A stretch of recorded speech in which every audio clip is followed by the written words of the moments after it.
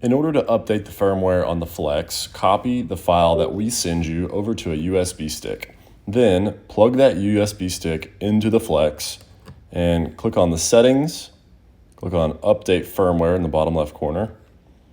Give it some time to recognize the USB and then tap update.